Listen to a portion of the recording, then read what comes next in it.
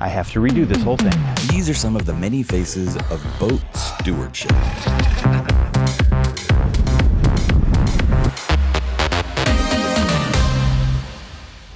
In today's episode, featuring copious boat stewardship jobs, we have to cut up some of the floor, we install a rope clutch, we replace our Chartplotter, and install a new water heater. But before we do all that, let's enjoy a little bit of sailing. You're not coming with us because you get seasick. Why do you get so seasick, dude? Why do you get so seasick? Huh? What are you doing? Yeah, I know. You're gonna guard the house. Oh, look at this beautiful day. It's about 80 degrees. We want to get out today and just enjoy coastal cruising. If you're interested in what an agave plant looks like in its death throes, it shoots up this massive stalk as a sign that it's about to die. So yeah, poor Spiky here is letting us know he's headed to agavesinthesky.com. Do I need bodega hat? Yes, I think I need bodega hat. I like it.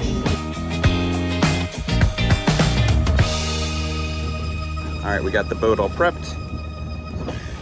It's a beautiful day.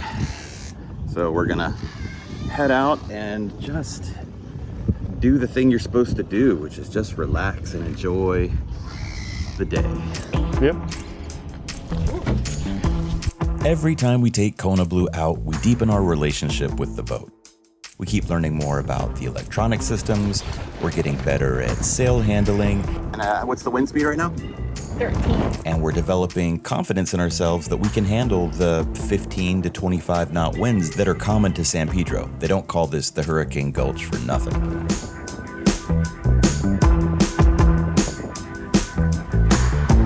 How you doing today, babe? I felt so good yesterday. Today, I'm not feeling so great, but it's really nice to be out here. Yeah, what's wrong? Just don't have energy today, or just achy Everything, but mostly pain. pain? Jillian's daily struggle with lupus is tough. One minute she can be fine, then the next she's totally gassed. All the more reason to make Kona Blue as easy to single hand as possible, so I can help make the sail as comfortable for her as possible. Every time we take the boat out and bring it back in, it gets us a little closer to our goal of doing long passages someday. Guest captain on board, making his debut in Offshore Esprit YouTube channel. That's right. First mate Pete Crowder. Bosun. Bosun. At your service, sir. We're out here braving the elements, reporting to you live from 14 knot winds. It's beautiful. All of you, move to San Pedro. Be our friends. So when we bought the boat, there was some discoloration about right here Yeah, to here. And now, much narrower too. in the 3 months we've had it, it's slowly expanded, but we cannot find a leak. I cannot find anything that's doing this, and it's still solid. I don't know. The only thing I can come up with is that maybe there's a dripping leak in our freshwater tank, which is in here. Ugh. But to find that, we have to disassemble everything, get the whole tank out, I guess. I guess that's one of the things next on the list. Probably sigh. Okay, so today's task is I'm going to cut out this here because that's obviously some kind of water damage, and that way that will expose what's going on underneath here, and maybe we can figure out where that leak has come from, and hopefully it's not inside the actual water tank here. That would be a problem, but first things first, let's get this out.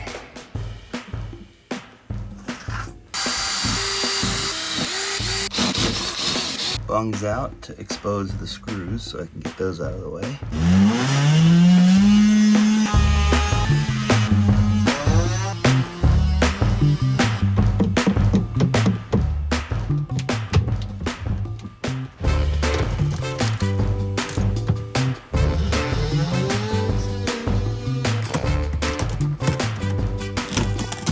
You can see the water stain right here.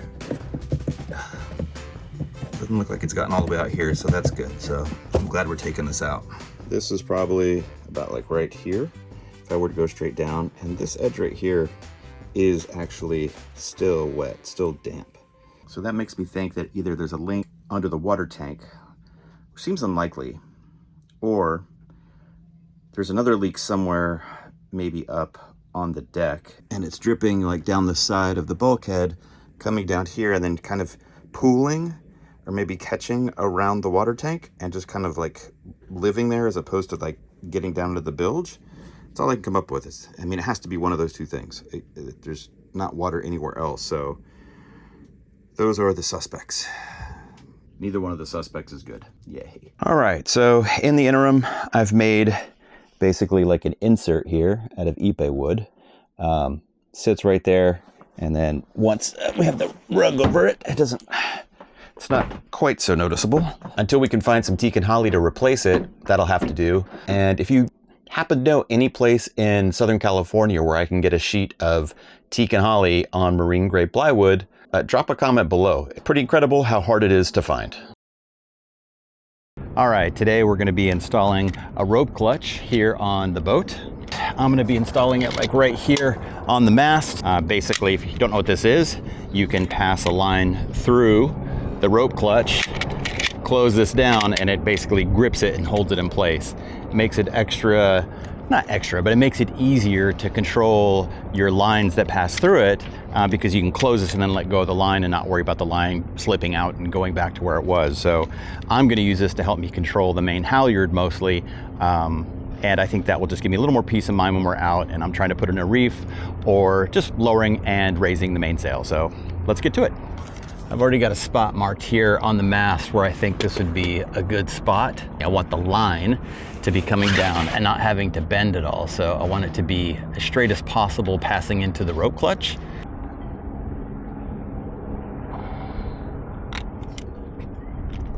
I did not go through, did it? I'm just gonna do a single hole to start, and then I'll make sure that everything works in terms of the tap and the position. I don't want to put 4 holes in and find out that I did it wrong later.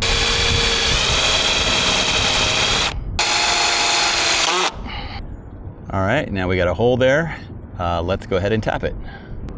Doing this slow, trying to make sure that I have a nice angle on it, or that I don't have an angle, rather, that I'm going in perpendicular to the mast.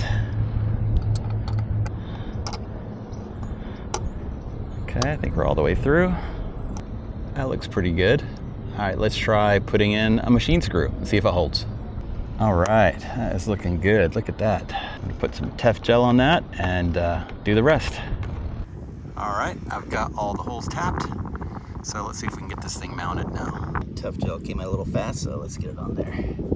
All right, I've got Tef gel all over this. A little messy, but at least I got it deep on the threads, and I have a little bit too on the mast. One thing that's helpful is when you're screwing it in, just get the threads barely in on each one, so they're all in, and then slowly kind of tighten, across. That way you don't get like a weird angle on your screw and it won't go in. So just try to, get each one started and then slowly take them in together, and that seems to work pretty well. You can see that now I've got it passed through, coming from the top down through here. I had to press this button to get the carriage to open up and I guess release the teeth on the inside so that it could pass through. Once I figured that out, then it was really easy. So now it's here and I can actually feed that through.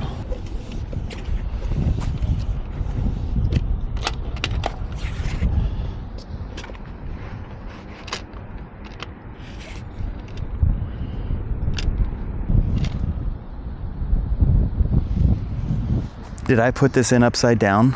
What a freaking moron. I hate it when I'm stupid. I have to redo this whole thing. Let's try again. So now, when I put this up, I should be able to pull it down, yeah, but can't pull it back up again. So now it is going the right way. How did I get that so wrong? So now that's nice and tight. It can't pull up when I don't want it to. That's nice and straight. Ah, that's awesome. It feels so much better now. Oh man, I hate it when I'm stupid. File this in, but of course this happens on a boat. So the knob on my Raymarine right there, I don't know, it came out yesterday and that hit the deck. I wasn't sure what that was at first, and finally got to finding it. But then there's 4 little pieces right here, and of course one is missing, and couldn't find it anywhere. Then it occurred to me that we probably thought it was trash and threw it away. So guess who's been digging through the trash? Piece by piece, and what you know, right there at the bottom, and there's the piece I need. Which leads me to another problem. So I'm getting this message right here, right? Press OK, but there's no OK button anywhere here, and none of the buttons will clear that screen. And I don't know if it's something to do with this having broke yesterday, but even when I line it up, you can hear nothing happens, and none of the buttons, I mean, they're operating the map out there, but none of them work. Excellent. Now, do I definitively need to remove this old chart plotter? Would it be possible for me to maybe fix it? Maybe. It's possible. But it's also possible that I would prefer to have a shiny new piece of technology installed in this boat that both looks nice, operates well, and gives me access to more data than I currently have. So, yeah, I'm taking this out. Yeah. We're making progress. Kind of slowly going through these wires and figuring out how to connect these older instruments to this, but we do have power, so that is awesome. For those of you who are like, well, sir, is that new Axiom chart plotter going to fit in the old hole where the old Raymarine chart plotter was? I thought ahead. I made a new frame that would fit the Axiom chart plotter from an old piece of teak I had laying around, varnished it up, and got it mounted here on the face, and it worked out just fine. Fits like a glove. I have to redo that cable.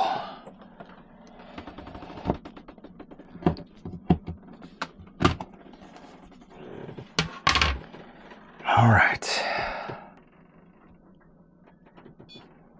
All right, turn it on. That's good. We're started. Now we got to figure out how to connect everything else. Nothing is easy. I need to get like 2 like metal clasps that I can just screw in, maybe 4. 1, 2, 3, 4. So all you have to do is just turn them up, and that way it'll come down. I'll have to do the screw stuff. All right. All right, first up today, we have to repair this Ethernet cable. When I was trying to get this out of the old Raymarine chart plotter, I nicked the wires. And yes, it does still work, but there's exposed wires there, so we need to fix that. So let's see what we can do with this. And the next thing we need to do is we need to figure out what color pattern this is using. So there are 2 basic color patterns here that you can choose from. The T56-8A, which goes white, green, green, white, orange, blue, orange, white, brown, brown. Or I think the more common modern color pattern is the T568B, which is the orange, white, orange, green, white, blue, blue, white, green, brown, white, brown. So I got to figure out which one it's using. Doesn't really matter which one you use really, I think, but both ends have to match. So there's already one end which is done and plugged into the radar on the mast. I don't want to have to go up to look at that or replace that. So I'm going to see if I can figure out which color pattern we have here. All right, first thing we have to do is remove the shielding on this. Give myself a little bit of extra room here. There we go, got that off. All right, and here comes the hard part. All right, this is only like my 3rd time ever doing this, and this is super frustrating actually, because now you got to get these all lined up in the right order. In this case, we're going white, orange, orange, white, green, blue, then white, blue, green, and then white, brown, brown. And you got to get them all kind of organized and try to tighten them up as best you can, and just keep flattening them, kind of pulling them out, trying to get them as straight as possible. And it's very difficult to do. Trying to get these suckers all in the right order. And those are pretty much in the right order, but you can see how that brown one right there on the right is crossing over. So I got to try to get that straightened out. Okay, now that I've got them all kind of lined up right, I'm Gonna trim off these ends.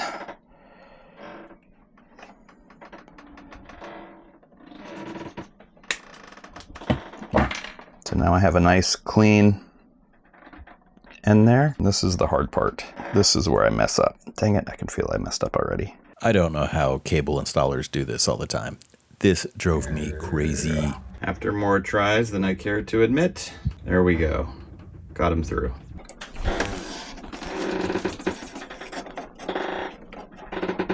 All right, it's on there snug. Look at that. Nice bright signal, totally worked. Woohoo! So after coming back from one of our sails, I was checking the bilge as I always do, and I found some water coming in from under the engine bay, which I thought was weird. And I also noticed I kept hearing the water pump cycling. So the hot water heater is back here, and this is the water heater right here. Okay, this has been maddening. I've been chasing this all afternoon trying to figure it out, but the hot water heater has a tube that comes under there, under the engine, through this tube, which is totally under the engine, and it's just a slow trickle, but it fills up, which goes here, and then it goes into the bilge, and that would solve the mystery of where the water's coming from if we leave the water pressure on. All right, so I traced it back here. Here's the hot water heater. There's 0 leaks anywhere in this cabinet. It's bone dry, but that black cable right there, that black tube is a drain. So I don't know exactly why it would be slowly leaking, but it is slowly leaking. So I have to figure out if that's normal or if that's a symptom of something wrong with the water heater. When you're chasing down a problem in the boat, it is a cardinal rule that you're going to have to basically tear apart the whole boat to find the problem. So it's just madness. Now I got to put all this stuff back together. All right, so after some research, it looks like maybe that leak that we're getting from the hot water heater is from a faulty temperature and pressure sensor valve. This is a pretty affordable piece. If I can replace this and see if it still does it, well, then I've eliminated one potential issue. The whole unit itself, if I were to try to replace that, that's roughly, I don't know, it's like 650, 70 bucks, I think. This was like a $20 part versus $700. I'm going to try to replace this first and see if that doesn't help us out at all. Man, I look super casual. Casual plumber.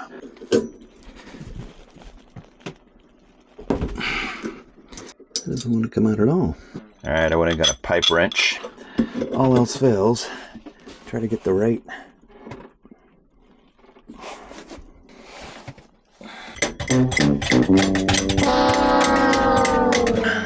I did not fix it. I took it apart and I got scared that I would break it open and then I'd be stuck with a big hole in the water heater, which would be really bad for the plumbing system in the boat. So I put it back together with some new fittings. All right, we're back at the boat and we're gonna try to see if we can't fix this water heater by replacing it. So today's task is to take this new water heater and pull out the old water heater, which is here. So see if we can pull that out, and it's supposed to be a 1-to-1 replacement. So the old one should just pull out and the new one should just pull in. I don't know, this is a boat, so nothing is ever easy, and I'm dubious that this will go well. Hey Matt, did you think about maybe emptying the water heater of all the water in it before you started trying to take it out? Did you think about doing that? This is incredibly hard to get out because there's actually still liquid in it. You go like this.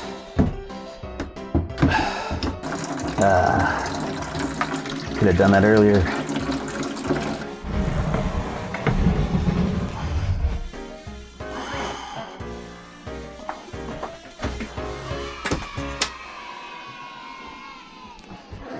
This is so much lighter when it's not full of liquid.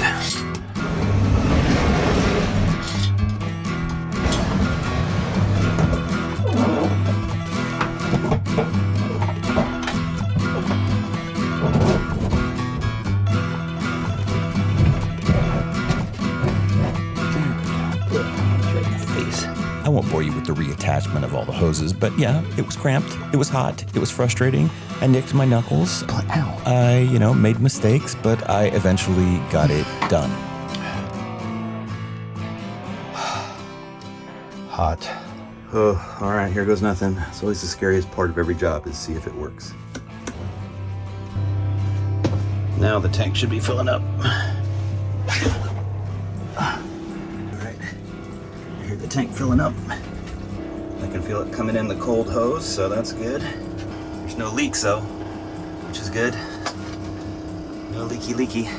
Okay, the pump is starting to make a different sound. Well, it doesn't work. It leaks. Well, it works, but my fittings off the back of the water heater leak, so I'm gonna have to probably replace those. Get back there and take them all out and take the hoses off and redo them all again, which is soul crushing. And back for another round of plumbing madness. First thing I'm doing, headband. Prevents the sweat from pouring into my eyes. Yesterday was really hot in here. Today's just as hot, but now, purpose-made equipment.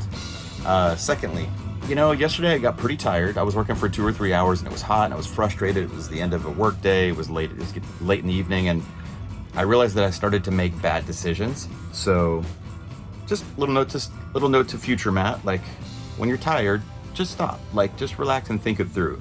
I might've been I think I was forcing maybe how I was connecting these lines to the back of the water heater. So had a good think on it, did a little research and was like, I think I have too many points of failure. The previous installation had a nib coming out of the back with a coupler on it into the hose. So I just thought, well, I have to do the same thing. So I put this in, but the problem was I couldn't get all 3 of these equally tight. Too many points of failure. That could leak, and that could leak. And that could leak too. So instead, I think that I can get just this fitting into the back. So it's a single point of failure. If there's a leak, it's coming from here. Also, I went to the hardware store and I got this Mega Lock, which is specifically made for these type of applications. And I'm gonna brush it on and then screw it in. So basically it creates a sealant between all the threads. So I think that should also help with making this watertight and prevent leaks. And if this doesn't work on this try, then future Matt will remain calm, he will chill out, and he will think it through again, and we will come back tomorrow and we will try again. But let's give this a shot.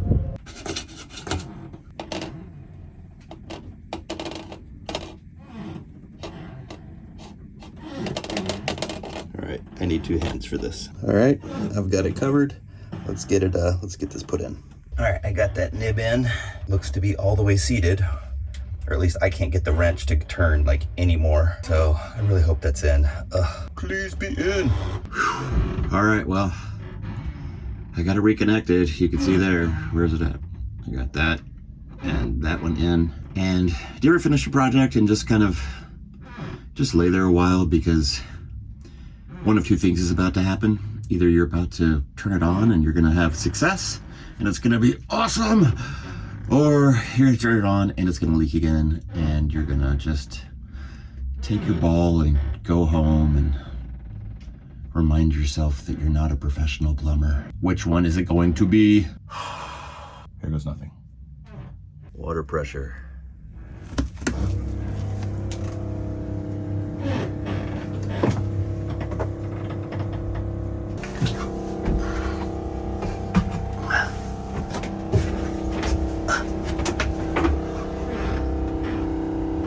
So far, no drips.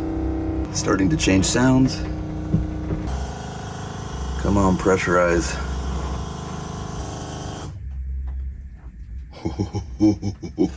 No drops. Oh my goodness. All right, let's see what happens. Water.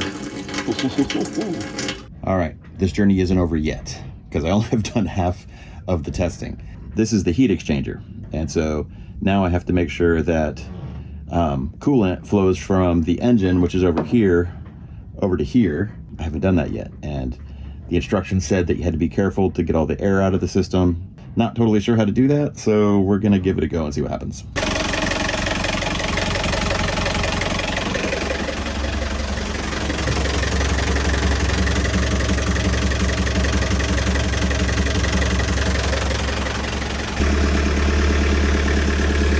Still running, no leaks, about 20 minutes in. So that's boding well. Hot water. Victory. Well, if you've stuck around this long, well, thanks.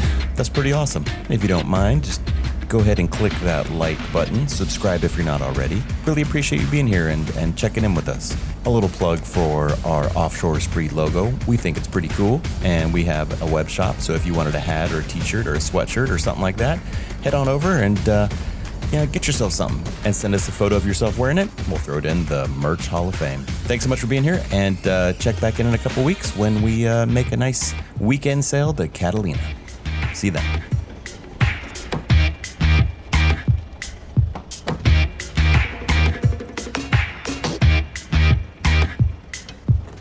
Thank you.